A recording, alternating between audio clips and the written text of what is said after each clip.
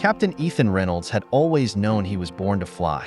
As a child, he would spend hours crafting model planes, imagining himself as the pilot soaring through the skies.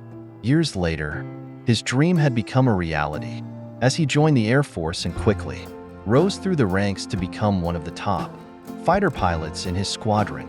In the early 1990s, as tensions in the Middle East escalated, Captain Reynolds and his team were deployed to the region as part of Operation Desert Storm.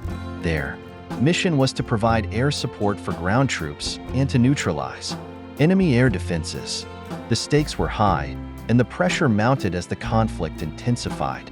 Captain Reynolds' squadron was stationed at a remote airbase, deep in the heart of the desert.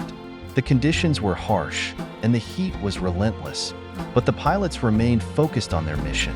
Every day, they would take to the skies, flying dangerous sorties over enemy territory, dodging anti-aircraft fire, and engaging in dogfights with enemy jets.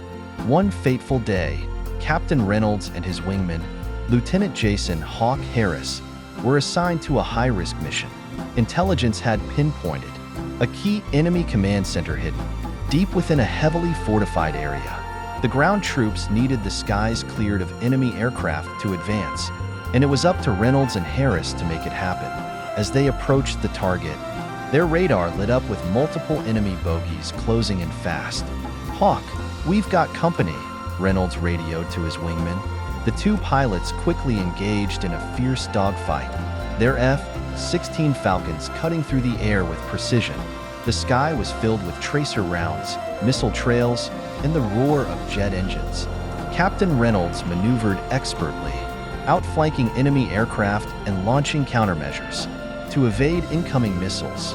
But the situation quickly turned dire when Hawk's plane was hit, sending him spiraling toward the desert below. "Hawk, eject. Eject now," Reynolds shouted into his headset, his heart pounding as he watched his wingman's jet plummet. At the last second, he saw the canopy of Hawk's plane blow off, followed by the sight of a parachute deploying. Reynolds had no time to celebrate. The battle was far from over. He was outnumbered, and his fuel was running low. With his wingman down and enemy jets still in the air, he knew he had to make a decisive move. Captain Reynolds banked sharply, climbing into the sun to obscure his position, then dove back down, unleashing his remaining missiles on the command center below.